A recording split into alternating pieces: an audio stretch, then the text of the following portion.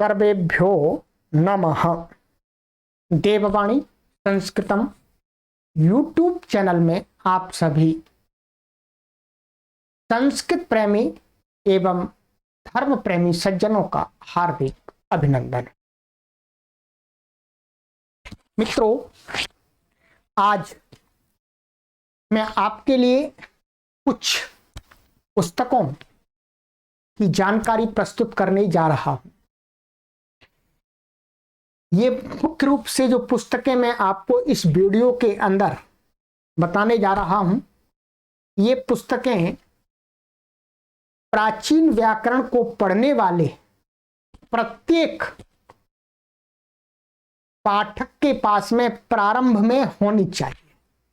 यदि आप प्राचीन व्याकरण को पढ़ना आरंभ करते हैं, महर्षि पाणिनि का व्याकरण अष्टाध्यायी पद्धति से, तो आपके पास में जो मैं यहाँ पुस्तक आपको दिखाने जा रहा हूं, ये पुस्तकें आपको अपने पास में पहले रखनी होंगी, तब आप महर्षि पाणिनि के व्याकरण को पढ़ सकेंगे। और ये सारी जो पुस्तकें मैं यहाँ पर आपको दिखा रहा हूं आज की इस वीडियो में प्राचीन व्याकरण की, उनको यूट्यूब चैनल पर निःशुल्क पढ़ाया जा रहा है। आप वहां आराम से पढ़ सकते हैं। और इन पुस्तकों को आप इसी देववाणी संस्थान के द्वारा संचालित देववाणी संस्कृतम.com वेबसाइट है, उस वेबसाइट से ऑनलाइन ऑर्डर करके मंगा सकते हैं। ध्यान दीजिएगा, क्योंकि हम जो जिन पुस्तकों की आपको जानकारी देते हैं, वो सारी पुस्तकें आपको इस वेबसाइट पर उपलब्ध करा दी जाती हैं, देववाणी संस्कृतम.com। यदि आपको यहाँ पर कोई कठिनाई होती है, ये गूगल में आप सर्च कर सकते हैं। यदि फिर भी आपको कठिनाई होती है तो आप हमसे इस व्हाट्सएप नंबर पर कभी भी संपर्क करके हमारा सहयोग ले सकते हैं और अपनी समस्या को सुलझा सकते हैं। आप व्हाट्सएप पर हमसे संपर्क कीजिएगा, ठीक है। और आपने अभी तक यूट्यूब चैनल को सब्सक्राइब नहीं किया है तो अभी कर लीजिएगा, क्योंकि सम विश्व का एक यूनिक चैनल है, अनोखा चैनल है। चलिएगा मित्रों, आज मैं आपको पुस्तकें प्रस्तुत करने जा रहा हूं। यहां पर मैं आपको पहले पुस्तक दिखा देता हूं हाथ में, कि ये वाली पुस्तकें हैं। देखिएगा, ये पुस्तकें हैं आपकी, ये देखिएगा,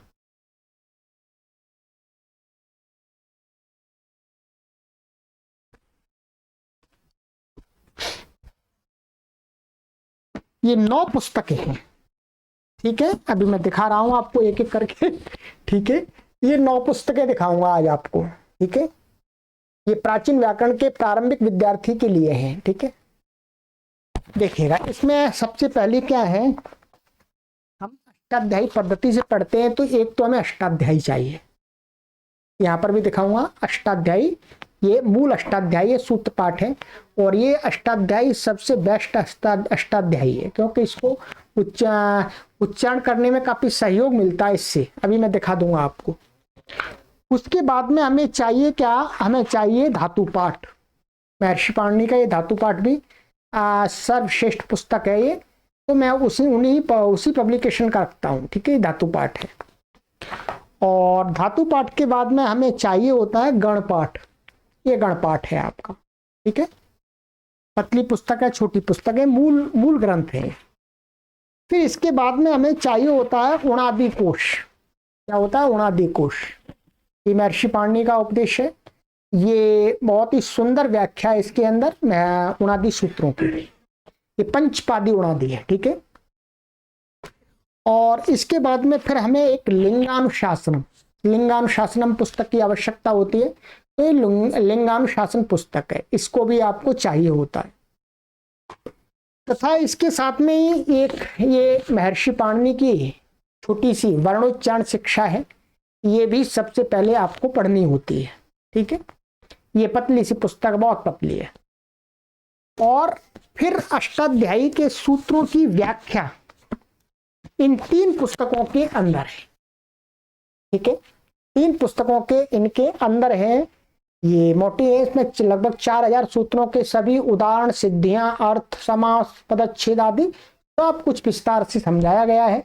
इन्हीं पुस्तकों के माध्यम से मैं इस YouTube चैनल पर पढ़ाता हूँ और वर्तमान में काफी आगे निकल गई है कक्षा, आप पढ़ सकते हैं। पूरा कोर्स आपके लिए तैयार किया जा रहा है, कोई शुल्क नहीं है, निःशुल्क है। ठीक है, पुस्तक के तो पैसे देने पड़ेंगे, परंतु जो कक्षाएं पढ़ने के कोई पैसे नहीं है। ठीक है, अब आ जाइएगा, ये मैंने पुस्तक दिखा दी। ये सभी पुस्तकें आप इस वेबसाइट से प्राप्त कर सकते हैं जो मैंने आपको वेबसाइट बताई है, अथवा इस व्हाट्सएप नंबर पर संपर्क कर लीजिएगा 9582104261 पर। देखिएगा, मैंने आपको जो अष्टाध्यायी दिखाई थी ये महर्षि पाणिनि मुनि प्रणीत अष्टाध्यायी है और यति बोध वाली, अर्थात इसमें चिन्ह लगाए गए हैं कि इतने सूत्रों में इतने इतने इतने शब्द का आप उच्चारण करेंगे, ये इसमें सहयोग मिलता है।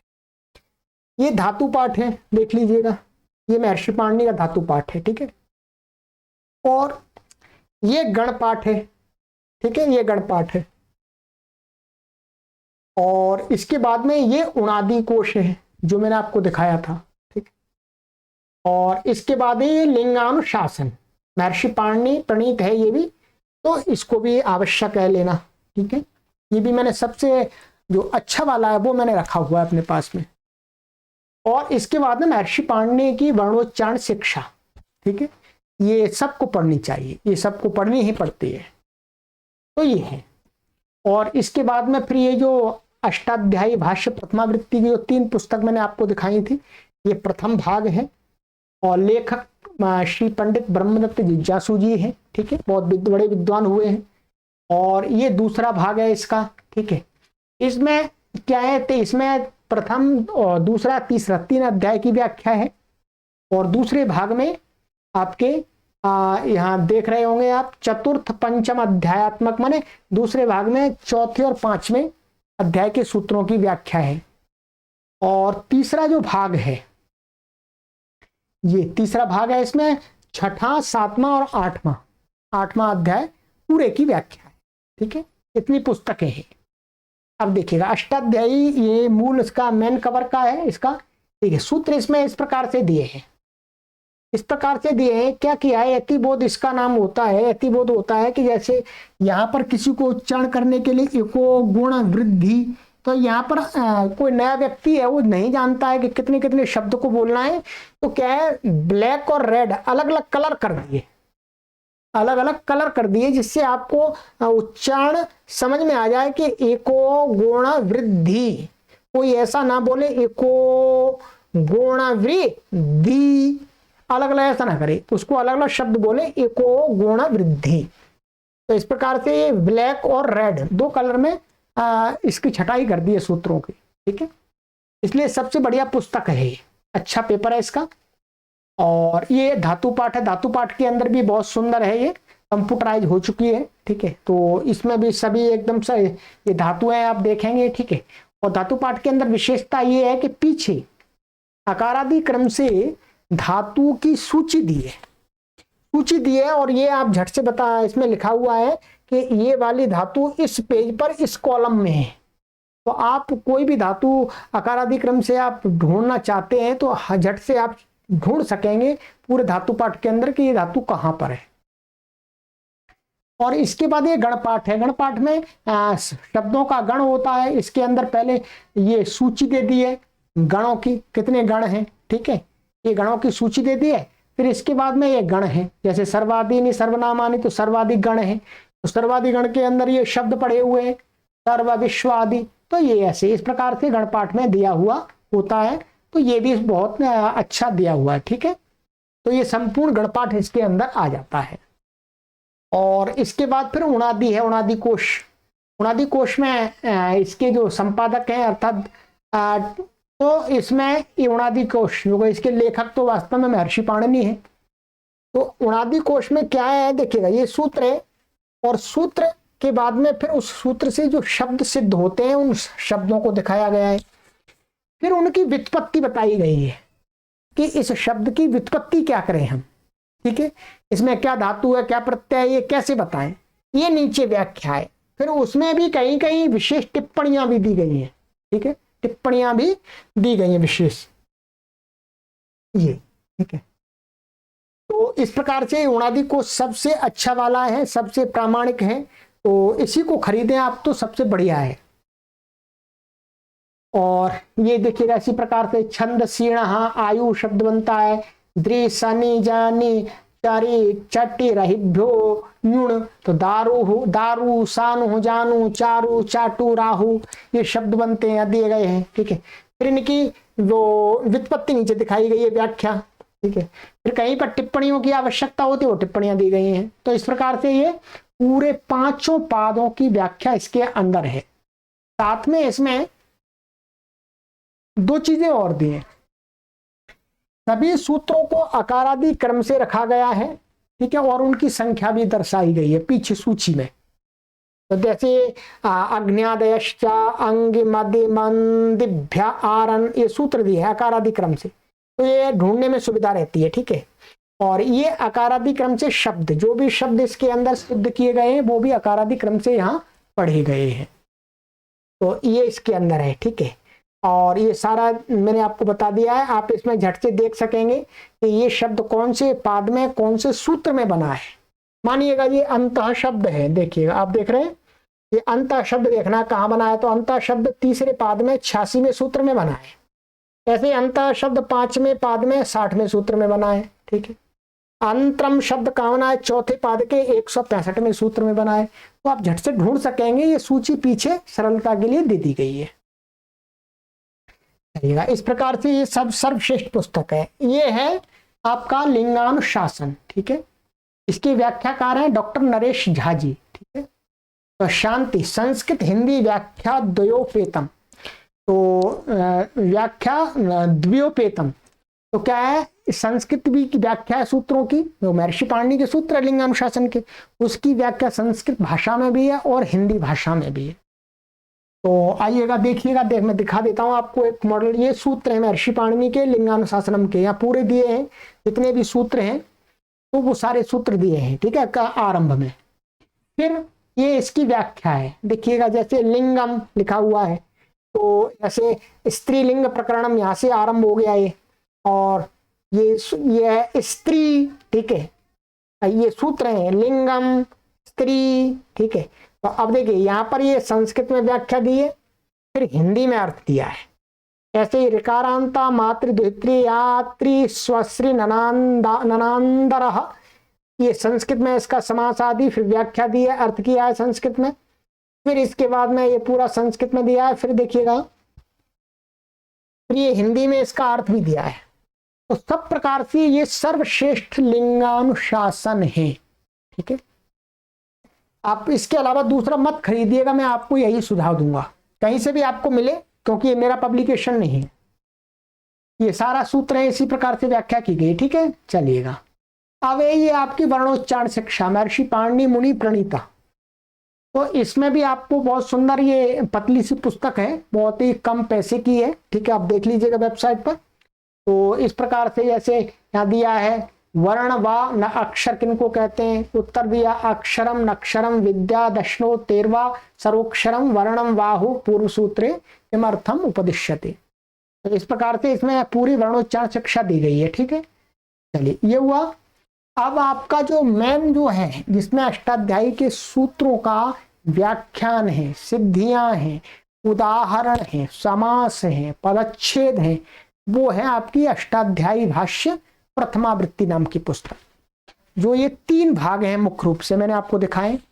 इनमें किस प्रकार से व्याख्या है वो मैं आपको 5 मिनट में समझा देता हूं।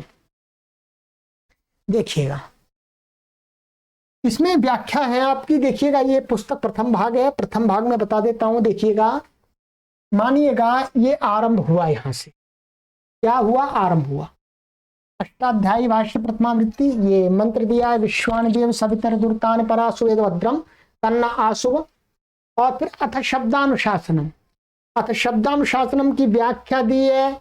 इसमें व्याख्या में भी वही है, पहले संस्कृत में बताएंगे, पहले पदच्छेद समास आदि बताएंगे जो भी होगा, फिर उसका अर्थ संस्कृत में करेंगे, फिर उसको हिंदी में समझाएंगे। ये प्रकार है इसके अंदर। देखिए ये संस्कृत में समझाया अथ शब्दानुशासनम को, फिर उसको हिंदी में समझाया। फिर देखिएगा ऐसे अयुण, ये प्रत्यार सूत्र आरंभ हुआ। ये पहले संस्कृत में समझाया, फिर भाषार्थ माने हिंदी में समझाया। ये विशेषता है हिंदी वाले लोगों के लिए, क्योंकि हिंदी तो हर कोई जानता है, जो संस्कृत पढ़ता है उसको हिंदी तो आनी ही चाहिए। यदि हिंदी नहीं आती है तो उसको बहुत डिफिकल्टी है। ठीक है, तो ये हुआ। तो देखिए प्रत्यार सूत्रों का इसमें इस प्रकार से व्याख्या है, मैं आप देख लीजिएगा। मैंने आपको केवल थोड़ा सा शुभ या रूप में दिखा रहा हूं ये, और ये प्रत्यार सूत्र हैं आपके, आप देखिएगा।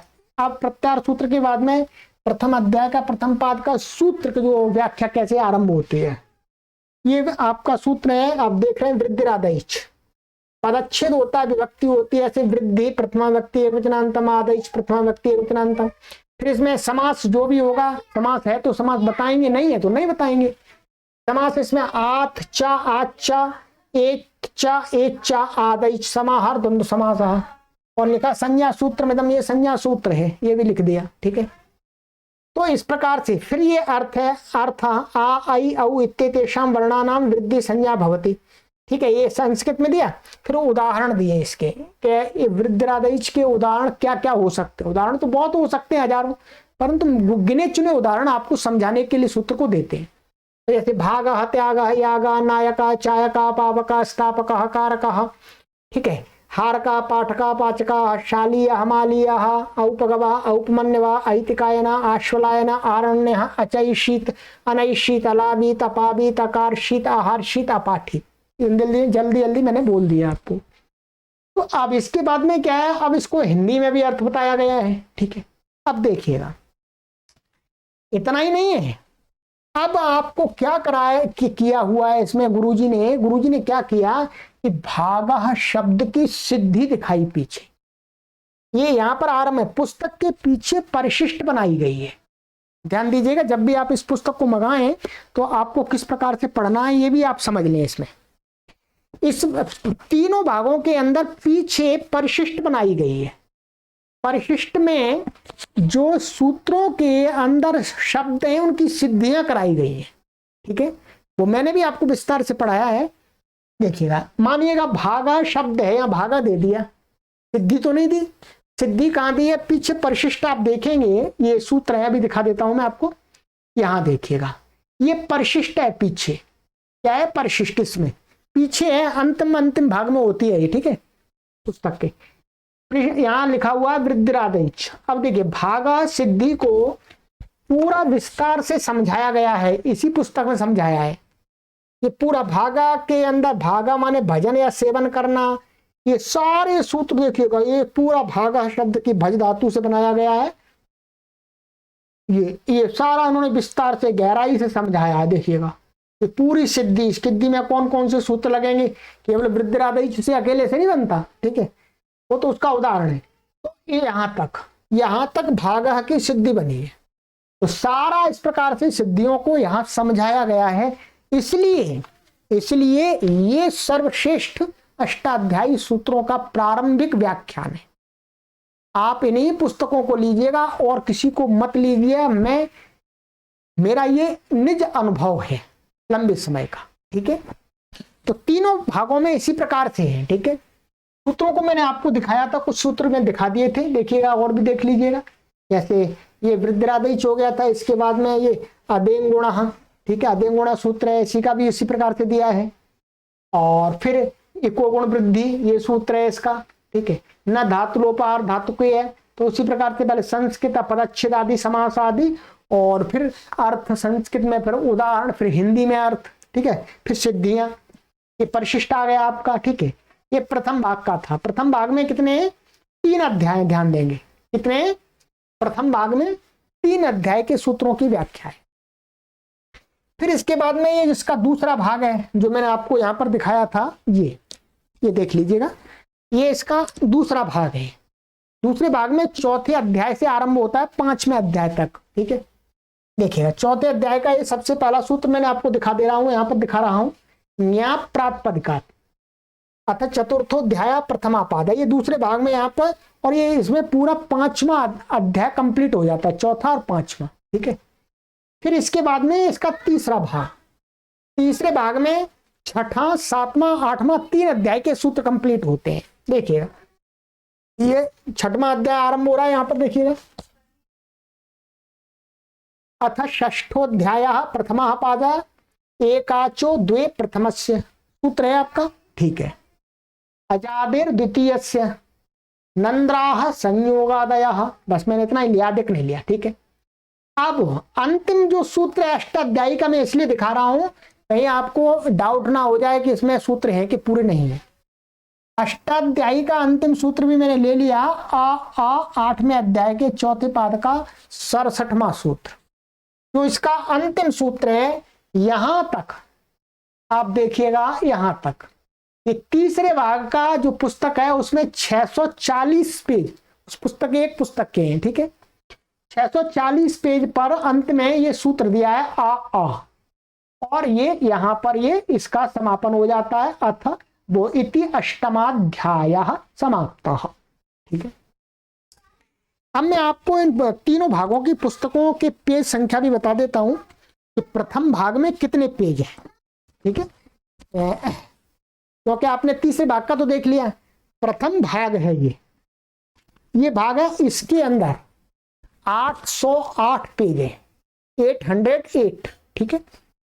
और इसके अंदर जो दूसरा भाग है ये देखिएगा, ये दूसरा भाग है, इसके अंदर पेज हैं आपके 478, 478 पेज ऐसे इसके अंदर, दूसरे भाग के अंदर। और तीसरे भाग के अंदर मैंने आपको बताया था अभी कि 642 पेज है। कितने? 642 पेज नहीं, जो सामग्री है वो वहीं तक है, कुछ परिशिष्ट है इसके अंदर, पीछे परिशिष्ट है, तो इसके अंदर पेज हैं आपके 676 पेज, 676 पेज है, ठीक है। तो मित्रों, ये मैंने आपको आज पुस्तकें दिखाई हैं, और इन सभी पुस्तकों को आपको मैंने फिर बता देता हूं कि आप इस वेबसाइट से ऑनलाइन ऑर्डर करके न्यूनतम मूल्य पर, आपसे बिल्कुल भी एक पैसा ज्यादा नहीं लिया जाएगा, और ये भिन्न भिन्न प्रकाशन की है मित्रों, ध्यान दीजिएगा। आपको एक पब्लिकेशन पर कहीं नहीं मिल सकती। तो संस्कृत के पाठक हमारे परेशान होते रहते थे, उनकी समस्या का मैंने समाधान खोजा है कि एक ही प्लेटफॉर्म पर आपको पढ़ाना, लिखाना और पुस्तक उपलब्ध कराना तैयार कर दिया गया है। अब आपको भटकना नहीं है कहीं। हाँ, किसी को भटकना है तो भटकिएगा, कोई मनाही नहीं है, आप घूमिएगा, कोई दिक्कत नहीं है, ठीक है। साथ में ये भी ध्यान रखा गया है कि किसी भी पाठक से एक पैसा भी अधिक नहीं लेना है। क्या? किसी भी संस्कृत प्रेमी से एक पैसा भी अधिक हमें नहीं लेना है, क्योंकि हम संस्कृत भाषा के प्रचार के लिए कार्य कर रहे हैं। तो ध्यान दीजिएगा, आप इस वेबसाइट से ले सकते हैं, और आपको यहाँ पर कोई कठिनाई होती है तो आप हमसे संपर्क कर लीजिएगा, ये व्हाट्सएप नंबर दिया है। और यदि आप प्राचीन व्याकरण को पढ़ना आरंभ कर रहे हैं तो आपके पास में ये पुस्तकें 9 पुस्तकें होनी चाहिए, तभी आप पढ़ सकेंगे इस YouTube के माध्यम से, अथवा आपको कोई गुरु पढ़ाता है तो उनसे पढ़ सकेंगे। पुस्तकें परम आवश्यक है, ठीक है। और ध्यान दीजिएगा कि इन संस्कृत व्याकरण को कौन पढ़ सकता है। क्या? संस्कृत व्याकरण को पढ़ने के लिए आपको पहले सामान्य संस्कृत का ज्ञान होना चाहिए, संस्कृत के अनुवाद बनाना आना चाहिए, संस्कृत की पुस्तकों की सरल संस्कृत की बातों को लिखा हुआ पढ़ करके समझ में उसका अर्थ आना चाहिए, तब आप इन प्राचीन व्याकरण को पढ़ सकेंगे। यदि आप नहीं जानते, संस्कृत में 0 है, तो पहले आप कम से कम 8 से 10 माह तक संस्कृत भाषा को पढ़िएगा। मैंने कोर्स तैयार कर दिए हैं यहाँ पर देववाणी संस्कृतम यूट्यूब चैनल पर। फिर आप इस प्राचीन व्याकरण को पढ़ना आरंभ कीजिए। जो संस्कृत नहीं जानते हैं उनको ये प्राचीन व्याकरण समझ में नहीं आएगा। इसको समझने के लिए पहले आपको बेसिक संस्कृत सीखनी होगी। चलिएगा, बेसिक संस्कृत सीखने के लिए मैंने आपको यहाँ पर 2 प्रकार के कोर्स बना दिए हैं, और उन कोर्स को आप यहाँ पर पढ़िएगा। पहला कोर्स आपको पढ़ना है प्रारंभिक रचनानुवाद कौमुदी, और दूसरा कोर्स पढ़ना है रचनानुवाद कौमुदी। आप ये 2 कोर्स कंप्लीट कर लेते हैं, फिर उसके बाद में आप प्राचीन व्याकरण को आराम से समझ सकते हैं, पढ़ सकते हैं, विद्वान बन सकते हैं। चलिएगा, तो आप पुस्तकों को खरीदिएगा, आपके लिए मैंने ये वीडियो बनाई है मित्रों। और अपने मित्रों को शेयर कीजिएगा, जिससे संस्कृत का जो कार्य है, संस्कृत का जो साहित्य है, संस्कृत का जो ज्ञान है वो अधिक से अधिक लोगों तक पहुंचे।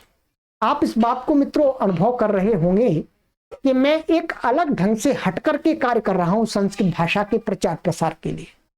ठीक है, संस्कृत भाषा के प्रचार प्रसार के लिए बहुत सारे लोग कार्य कर रहे हैं, परंतु अब हमने एक अलग तरीका अपनाया है। वर्तमान की स्थिति को देखते हुए हमने अपना निर्णय लेते हैं। हम पीछे से लकीर के फकीर नहीं बनते हैं। क्या हम लकीर के फकीर बनने वाले नहीं हैं? हम रूढ़िवादी नहीं हैं, हम कट्टरवादी नहीं हैं, हम सुधारवादी और उदारवादी हैं। हम अवसर को देखते हैं कि ये अवसर अर्थात किस कार्य को करने के लिए कौन सा समय उचित है, कौन से समय पर किस कार्य को अच्छी प्रकार से किस प्रकार से करना चाहिए, उसी प्रकार से हम संस्कृत भाषा को प्रमोशन कर रहे हैं यहाँ पर। ठीक है, आप देख रहे हैं सब प्रकार से कर रहे हैं। आप YouTube पर लगभग 3000 वीडियो को आप देख सकेंगे, आगे आपको लाखों वीडियो यहाँ पर प्राप्त होने वाली है। चलिएगा, सर्वेभ्यो नमः।